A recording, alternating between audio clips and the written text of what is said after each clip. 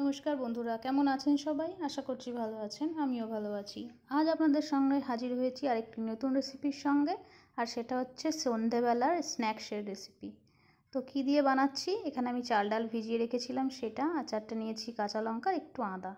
তো এটাকে ভালো করে মিক্সিতে পেস্ট করে নিয়ে বাটিতে ঢেলে নিয়েছি। তার মধ্যে আমি দিয়ে দিচ্ছি নুন, হলুদ, জিরে গুঁড়ো আর একটু চাট মশলা।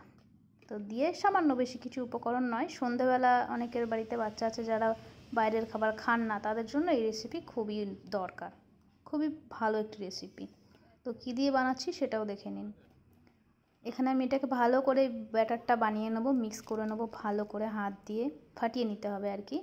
আর যা যা উপকরণ বললাম সেগুলো সব দিয়ে ফাটাতে হবে ভালো করে। তো এটা বাচ্চাদের জন্যও খুব ভালো। এদিকে তেল গরম বসিয়ে দিয়েছি, আর এটা করছি আমি কুমড়ো পাতা দিয়ে। কুমড়ো পাতা, লাউ পাতা, যেটা ইচ্ছা নিয়ে করতে পারেন। এভাবে প্রত্যেকটা পাতাতে আমি লাগিয়ে নিচ্ছি এই ব্যাটারটা। তো ব্যাটারটা ভালো করে লাগিয়ে, যেরকমভাবে আমি লাগাচ্ছি ব্যাটারগুলো সেরকমভাবে দেখে নেবেন, দিয়ে তারপর ভাঁজ করে দেবো আমি। এরকম ভাঁজগুলোতেও আবার ব্যাটার লাগাতে হবে। আমি এখানে 6টা 7টা পাতা নিয়ে করেছি। তো এটা আমি শর্টসে দিয়েও ছিলাম, অনেকে দেখে থাকবেন। তো এটা কী পাতা সেটার জন্য আমি লং ভিডিওটা পোস্ট করছি। তো এরকমভাবে ভালো করে লাগিয়ে নেওয়া হয়ে গেলে আস্তে আস্তে ধরে পাতাগুলোকে সুন্দর করে এগুলোকে উপরটা দিয়ে মাখিয়ে নিতে হবে, যাতে একটা শেপে আসে সেরকমভাবে। চারিদিক দিয়ে মুড়ে তারপর উল্টো দিকটাও ওরকমভাবে কড়াইতে দেওয়ার পর আমি আস্তে আস্তে লাগিয়ে দিয়েছি ব্যাটারটা। সেটার ওপরটা দেখালাম না, কীভাবে মুড়েছি সেটাই আপনাদের সঙ্গে শেয়ার করে দিলাম। প্রথম একটা আমি দিয়ে দিয়েছি, তারপর আবার আপনাদের সঙ্গে দ্বিতীয়টা আমি শেয়ার করছি।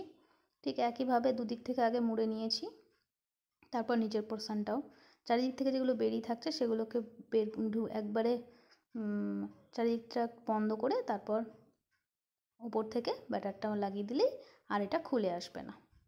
তারপর কড়াইতে এটাকে দিয়ে উল্টো দিকটা আবার একইভাবে ব্যাটারটা উপর থেকে লাগিয়ে দিলেই রেডি।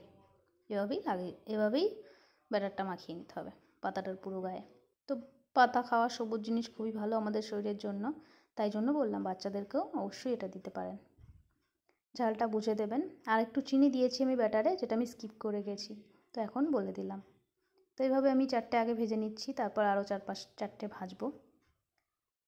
তো কেমন লাগলো অবশ্যই আমাকে কমেন্ট করে জানাবেন। ভালো লাগলে একটি লাইক করে দেবেন। কিছু জানার থাকলে অবশ্যই আমাকে কমেন্ট করবেন। ওদিকে ভাজা হয়ে গেছে আর এদিকেও 3টে হচ্ছে, আর ওদিকে একটুখানি ব্যাটার বেঁচে গেছিলো, ওটাও আমি দিয়ে দিয়েছি। কেমন লাগলো অবশ্যই কমেন্ট করে জানাবেন। ভালো লাগলে একটি লাইক করে দেবেন।